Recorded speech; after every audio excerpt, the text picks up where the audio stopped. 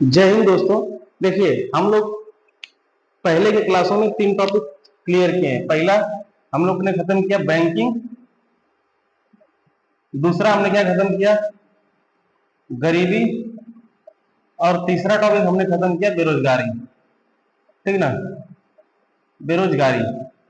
अब हमने बताया था कि इस वीडियो में हम जीडीपी, जीएनपी, एनएनपी के बारे में पढ़ेंगे। लेकिन देखिए, जीडीपी, जीएनपी, एनएनपी पढ़ने से पहले हमें अर्थव्यवस्था के सेक्टर्स जानना जरूरी है, क्योंकि जब हम अर्थव्यवस्था के सेक्टर जान जाएंगे, अर्थव्यवस्था के क्षेत्र जान जाएंगे, तो हमें जीडीपी समझने में आसानी होगी। तो आज की वीडियो में हम लोग क्या पढ़ेंगे, इकोनॉमिक्स के सेक्टर्स। इकोनॉमिक्स में कौन कौन से सेक्टर्स हैं, इकोनॉमिक्स कैसे कैसे अपने सेक्टर्स को कंट्रोल करता है, कैसे क्या इसमें क्या क्रियाएं होती हैं, इन सब के बारे में हम पढ़ेंगे। देखिए, अर्थव्यवस्था का मेन काम क्या होता है? अर्थव्यवस्था का मेन काम होता है कि कम से कम संसाधन में, कम से कम संसाधन में अधिक से अधिक लाभ प्राप्त करना, अधिक से अधिक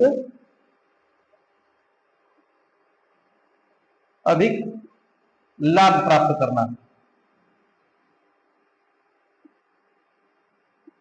जैसे कि आप देखेंगे ना कि यूरोप में बहुत ज्यादा खनिज संसाधन या प्राकृतिक संसाधन नहीं पाए जाते हैं, लेकिन यूरोप के लोग अन्य जो एशिया के ऐसे क्षेत्र हैं जहां पे खनिज संसाधन बहुत ज्यादा पाए जाते हैं, उनसे वो आगे हैं। किस लिए आगे हैं? क्योंकि उनको ये बात पता है कि कम से कम संसाधन में अधिक से अधिक लाभ अर्जित कैसे करना है। जैसे भारत में झारखंड को देखा जाए, उड़ीसा को देखा जाए, तो खनिज उत्पादन के मामले में ये आगे है, लेकिन इनका विकास उस स्तर से नहीं है जिस स्तर से इनका विकास होना चाहिए। अफ्रीका के क्षेत्रों को देखा जाए तो वहां भी खनिज संसाधन पर्याप्त मात्रा में पाए जाते हैं। जैसे साउथ अफ्रीका में सोना, ठीक है ना, कोयला, ये सब बहुत अच्छे मात्रा में पाए जाते हैं, फिर भी उनका विकास ज्यादा नहीं हो पाया है। क्यों नहीं हो पाया है? क्योंकि मैनेजमेंट उनके पास नहीं है, वो कम से कम संसाधन से अधिक उत्पादन करना नहीं जानते हैं। तो अर्थव्यवस्था हमें क्या सिखाता है कि हमारे पास जो सीमित संसाधन है, उससे हम अधिक से अधिक उत्पादन या अधिक से अधिक उत्सर्जन कैसे कर पाएंगे, या अधिक से अधिक वितरित कैसे कर पाएंगे, हम कैसे मैनेजमेंट करेंगे कि उसका वितरण जो है अधिक से अधिक लोगों तक हो पाए। ठीक ना, तो यही सब चीजें हम समझेंगे। अब देखिए, जो अर्थव्यवस्था का सेक्टर्स होता है ना, उसको 3 भाग में हम लोग बांट के पढ़ते हैं। ये बहुत इंपॉर्टेंट और इससे सवाल आता ही आता है। अर्थव्यवस्था के क्षेत्रक, क्षेत्रक। देखिए, अर्थव्यवस्था के क्षेत्रक के बारे में जब हम बात करेंगे तो ये व्यवहारिक रूप से 3 प्रकार का होता है। ठीक ना, या स्वभाव से अगर देखा जाए तो 3 प्रकार का होता है। हालांकि इसको हम 3 तरह से बांट के पढ़ सकते हैं। एक व्यवहारिक रूप से, और एक शर्त के अनुसार, और तीसरा व्यवहारिक शर्त और ऑनरशिप, यानी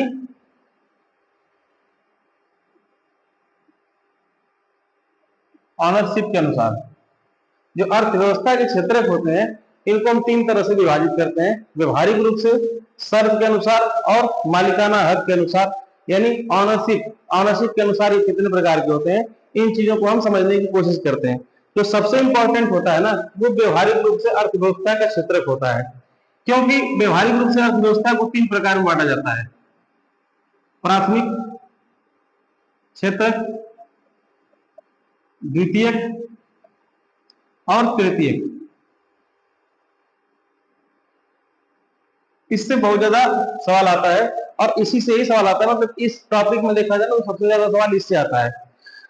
अब देखिए, जो अर्थव्यवस्था के क्षेत्रक है, उनको व्यवहारिक रूप से 3 भागों में बांटा जाता है: प्राथमिक क्षेत्रक, द्वितीय क्षेत्रक और तृतीय क्षेत्रक। अब अगर प्राथमिक क्षेत्रक की बात की जाए तो ये क्या होता है?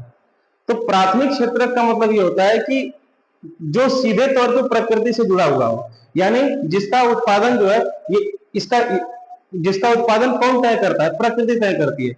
जैसे अगर आप गेहूं की खेती करते हैं तो आप चाहेंगे कि अभी गेहूं छीटे और अभी गेहूं काट लें, तो ये आप नहीं कर पाएंगे। आपको एक समय तक प्रतीक्षा करना पड़ेगा। जो प्रतीक्षा आपको कौन करवाता है? प्रकृति करवाता है। अगर आप आलू बोए हैं तो आप सोचे कि अभी आलू काट लें तो नहीं काट पाएंगे। तो ऐसी सभी चीजें जिनका उत्पादन प्रकृति से होता है, ठीक ना, या जिसका उत्पादन प्रकृति तय करती है, उसको प्राथमिक क्षेत्र के अंतर्गत रखा जाता है। अब थोड़ा सा हम प्राथमिक क्षेत्र के अंतर्गत जो जो आते हैं उसको डिटेल में देख लेते हैं, और इसको आप लोग रट भी जाइएगा, क्योंकि सीधे तौर पर सवाल आता है कि निम्नलिखित किससे संबंधित है, प्राथमिक, द्वितीय या तृतीय से। तो प्राथमिक क्षेत्र के अंतर्गत तो क्या आएगा, जो सीधे तौर पर प्रकृति से संबंधित हो। जैसे कोयला, कोयला जो खना जाता है या जो कोयला की खुदाई होती है, वो कहां से होती है, प्रकृति से होती है। तो अगर किसी स्थान पे कोयला की खुदाई हो रही है तो वो प्राथमिक क्षेत्र का, ठीक है। जैसे उत्तर प्रदेश में कोयला निकालने में तेल निकल जाएगा, क्योंकि उत्तर प्रदेश में कोयला है ही नहीं है। वही झारखंड से कोयला निकल जाएगा, उड़ीसा से निकल जाएगा, सिंगरौली से निकल जाएगा। क्यों? क्योंकि प्रकृति ने यहाँ कोयला दे रखा है, ठीक ना। तो प्राथमिक क्षेत्र में कौन कौन से आ रहे हैं, जिनको जहां प्रकृति खुद चाहती है आपको कुछ देना, या जो चीजें प्रकृति से डायरेक्ट संबंधित है। जैसे कोयला की खुदाई, पेट्रोलियम की, पेट्रोलियम देखिए भारत में ना पेट्रोलियम सबसे ज्यादा मुंबई हाई से निकाला जाता है। जैसे ये आप मैप देखेंगे, जैसे यहाँ पे,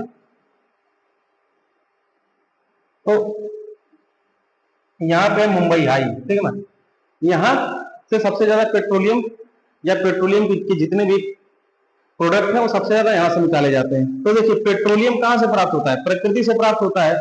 तो इसीलिए पेट्रोलियम भी हमारा क्या है, प्राथमिक क्षेत्र, प्राथमिक क्षेत्र के अंतर्गत है। पेट्रोलियम की जो, आप देखिए, आप कहेंगे कि भाई जो पेट्रोल टंकी को पेट्रोल भर रहा है वो प्राथमिक क्षेत्र है, तो नहीं, उसका कॉन्सेप्ट अलग है, उसको हम अभी समझाएंगे, ठीक ना। खुदाई वाली बात हो रही है या निकाला जहां से जा रहा है उसको प्राथमिक क्षेत्र के अंतर्गत माना जाएगा। अब मान लीजिए अगर आप मछली पालन करते हैं,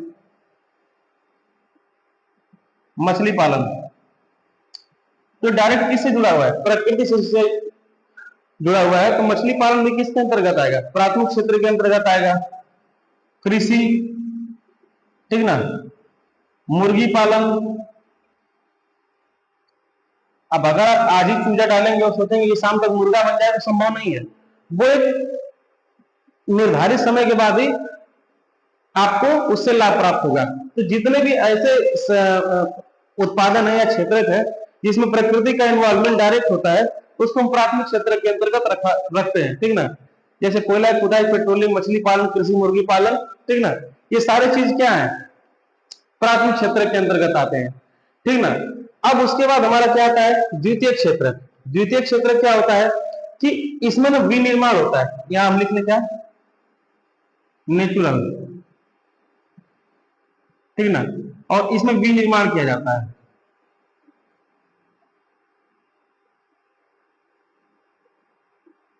जैसे देखिए आलू हम उगाएंगे किस क्षेत्र के अंतर्गत, प्राथमिक क्षेत्र के अंतर्गत, ठीक ना। तो द्वितीय क्षेत्र क्या कहता है कि प्राथमिक क्षेत्र का उपयोग करके जो निर्माण होता है उसको द्वितीय क्षेत्र के अंतर्गत रखते हैं। जैसे देखिए आपको बता रहे हैं, आलू जो है उसको उगाएंगे किसके अंतर्गत, प्राथमिक क्षेत्र के अंतर्गत। आलू से समोसा बनाएंगे ना तो द्वितीय क्षेत्र के अंतर्गत आ जाएगा। आलू उगाए यहां से, समोसा बनाए, तो समोसा बनाना क्या है, निर्माण करना, ठीक ना। तो द्वितीय में क्या किया जाएगा, निर्माण करना। समोसा बनाए, आलू उगाए प्राथमिक क्षेत्र, समोसा बनाए, और इसी समोसा को बेच दिए तो वो क्या हो जाएगा, तृतीय क्षेत्र, ठीक ना। तो जो द्वितीय क्षेत्र होता है ना उसमें मेनली क्या होता है, उसमें विनिर्माण का काम किया जाता है। जैसे अगर अभी आपका मन किया कि हमको 1000 समोसा बनाना है तो आप तुरंत बना सकते हैं, क्योंकि ये आपके हाथ में है, ठीक ना। लेकिन अभी आपका मन किया कि हम 1000 आलू पैदा कर देंगे तो आप ये नहीं कर सकते हैं, ठीक ना। या अभी आपका मन किया कि भाई हमको मतलब इतना ज्यादा घर बनाना है या एक ही दिन में इतना दीवार जोड़ देना है तो आप जोड़ सकते हैं। लेकिन अभी आपको मन किया कि एक ही दिन में इतना ज्यादा जमीन बना देंगे तो जमीन नहीं बना सकते आप, जमीन बनना प्राकृतिक काम है, ठीक ना। तो कोई भी प्राथमिक क्षेत्र का उपयोग करके द्वितीय क्षेत्र में जो निर्माण होता है, जो नहीं प्राकृतिक वस्तुओं का जो उपयोग करके जो निर्माण कार्य होता है उसको हम लोग द्वितीय क्षेत्र के अंतर्गत रखते हैं। और तृतीय क्या होता है कि ये प्राथमिक और द्वितीय का हेल्प करता है। जैसे आलू उगाए, समोसा बनाए और समोसा को बेच दिए, ठीक ना, बेच दिए, तो ये क्या हो जाएगा, ये तृतीय क्षेत्र के अंतर्गत आ जाएगा। भारत में जब देश आजाद हुआ था तो चूंकि ज्यादातर लोग कृषि से संबंधित थे, तो उस समय प्राथमिक क्षेत्र का जो है शेयर था वो इन दोनों क्षेत्रकों से ज्यादा था, लेकिन इस समय द्वितीय क्षेत्र और तृतीय क्षेत्र जो है वो सबसे ज्यादा है। देखिए ऐसी कोई भी गतिविधि करते हैं ना जिससे पैसा डायरेक्ट आपको प्राप्त होता है, वो सब तृतीय क्षेत्र के अंतर्गत आता है। जैसे अगर आप कहीं नौकरी कर रहे हैं तो भी तृतीय क्षेत्र के अंतर्गत आएंगे, पंडिताई कर रहे हैं तो भी तृतीय क्षेत्र के अंतर्गत आएंगे, सैनिक हैं, टीचर हैं, ठीक ना, स्कूल है, हॉस्पिटल है, ठीक ना, ये सारे क्या है, तृतीय क्षेत्र के अंतर्गत आएंगे, क्योंकि ये नेचुरल या विनिर्माण का कार्य नहीं कर रहे हैं, ये डायरेक्ट अगर आप कोई स्कूल खोला है, बच्चा एडमिशन लिया, सीधा एडमिशन फीस देगा, ठीक ना, उसमें ऐसा कुछ नहीं है कि बच्चा आएगा तो पहले उसका निर्माण किया जाएगा, तो ऐसा कुछ नहीं है। तो प्राथमिक क्षेत्र का सीधा मतलब क्या हुआ कि वो नेचुरली आपको प्राप्त होता है। द्वितीय क्षेत्र का मतलब क्या हुआ, इसका उपयोग करके निर्माण होता है। तृतीय क्षेत्र के अंतर्गत क्या हुआ, सीधे तौर पर बेच दिया जाता है या सीधे तौर पर मुनाफा कमाया जाता है, ठीक ना, तो ये हुआ तृतीय क्षेत्र। अब देखिए अगर कोई व्यक्ति किसानी करता है तो वो किसके अंतर्गत आएगा, प्राथमिक क्षेत्र के अंतर्गत। लेकिन अगर कोई व्यक्ति मजदूरी करता है तो वो आ जाएगा किसके अंतर्गत, द्वितीय क्षेत्र के अंतर्गत। क्योंकि सामान्यतः मजदूरी हम कहाँ करते हैं, किसी चीज को बनाने के लिए करते हैं, जैसे दीवार बनाने के लिए मजदूरी करेंगे, ठीक ना। कृषि से संबंधित जो हम काम करते हैं तो किसानी कहते हैं प्राथमिक क्षेत्र के अंतर्गत आता है, क्योंकि हमारा जो यहाँ मेहनत है जरूरी नहीं है कि वो फ्रूटफुल ही होगा। जैसे अगर हम किसानी किए, धान उगाने की कोशिश की, हो सकता है कि सूखा पड़ जाए, सारा धान बर्बाद हो गया, गेहूं उगाए, हो सकता है बाढ़ आ जाए, सारा गेहूं बर्बाद हो गया, तो इसीलिए ये हमारा फ्रूटफुल होगा कि नहीं होगा ये हम नहीं जानते हैं। लेकिन मजदूरी जो है अगर हम कर रहे हैं, मान लीजिए मजदूरी हम किए, दीवार बनाए तो बन के तैयार हो जाएगा, ठीक ना, तो इसमें हम क्या कर रहे हैं, विनिर्माण का काम कर रहे हैं, किसी चीज को बना रहे हैं, ठीक ना। और तृतीयक में हम अपने सर्विस को बेच रहे हैं, जैसे समोसा बेच रहे हैं। जॉब भी अगर हम कर रहे हैं तो हम क्या कर रहे हैं, नौकरी की, हमको सीधे पैसा मिल गया, ठीक ना। पंडिताई वही काम, सैनिक है, टीचर है, प्रोफेसर है, कोई भी चीज है जिसमें आप जॉब कर रहे हैं तो सब तृतीय क्षेत्र के अंतर्गत आएगा, ठीक ना। अब देखिए हाल ही में दो और क्षेत्र इंट्रोड्यूस हुए हैं, हालांकि वो उतने इंपॉर्टेंट नहीं है लेकिन फिर भी जान लेते हैं, चतुर्थ और पंचम।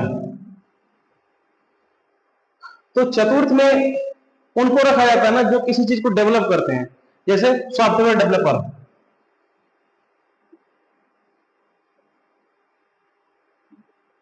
सॉफ्टवेयर डेवलपर क्या करते हैं, किसी सॉफ्टवेयर को बनाते हैं, ठीक ना। और पंचम क्षेत्र में के अंतर्गत वो आते हैं जो अपने विषय के विशेषज्ञ होते हैं, जैसे बहुत बड़े अर्थशास्त्री, बहुत बड़े भौतिकविद, बहुत बड़े रसायनज्ञ। तो मतलब जो लोग अपने क्षेत्र के विशेषज्ञ होते हैं उनको पंचम क्षेत्र के अंतर्गत रखा जाता है, और जो किसी चीज को डेवलप करते हैं उनको चतुर्थ क्षेत्र के अंतर्गत रखा जाता है। हालांकि जो प्रश्न आते हैं प्राथमिक, द्वितीय, तृतीय से ही आते हैं, जिसमें हमको क्या याद रखना है कि प्राथमिक डायरेक्ट नेचुरल से हमको प्राप्त होता है, नेचर से प्राप्त होता है। द्वितीय उसका हम निर्माण करते हैं, विनिर्माण करते हैं, बनाते हैं, और तृतीय में उसको बेच दिया जाता है। जैसे आलू उगाना प्राथमिक क्षेत्र, आलू से चिप्स बनाना द्वितीय क्षेत्र, और उस चिप्स को बेच देना तृतीय क्षेत्र, ठीक ना। उसी तरह अब पेट्रोलियम, पेट्रोलियम में आपको कंफ्यूजन हो सकती है।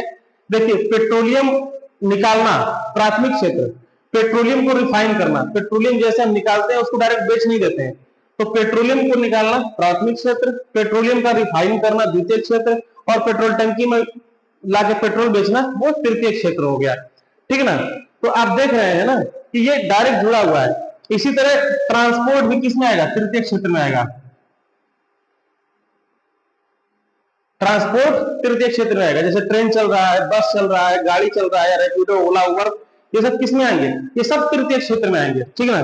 कि मतलब आपने सर्विस दिया, आपको सीधे पैसा प्राप्त हो गया, ठीक ना, तो ये सब किसमें आ जाएंगे, तृतीय क्षेत्र में आ जाएंगे, ठीक ना। जैसे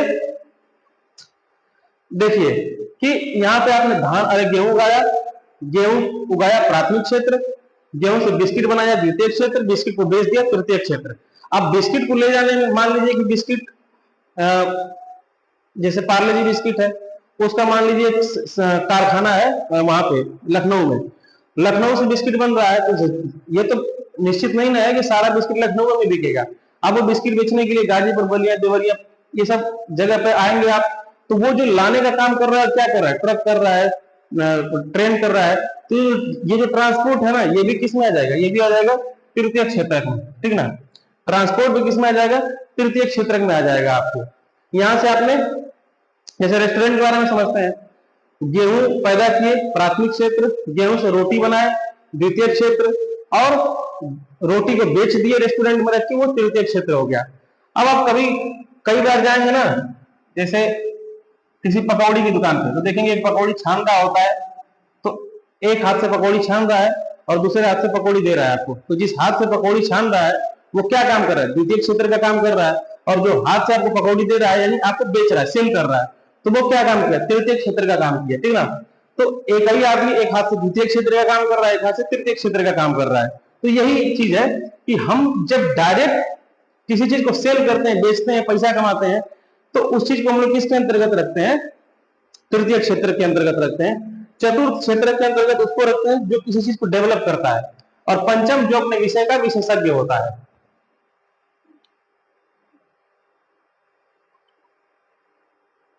तो इसीलिए हम यहाँ पे थोड़ा थोड़ा लिख देते हैं, प्राथमिक क्षेत्र ये होता है नेचुरल यानी प्राकृतिक,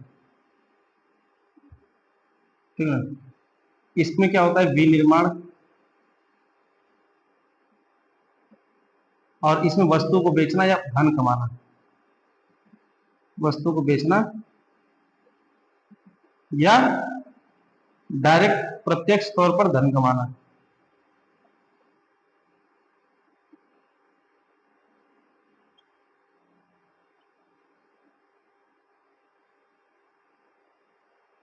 अब देखिए अर्थव्यवस्था में अगर शर्त के अनुसार देखा जाए ना, तो दो क्षेत्र होते हैं, संगठित क्षेत्र और असंगठित क्षेत्र। कौन से होते हैं, संगठित क्षेत्र और असंगठित क्षेत्र। संगठित क्षेत्र और असंगठित क्षेत्र।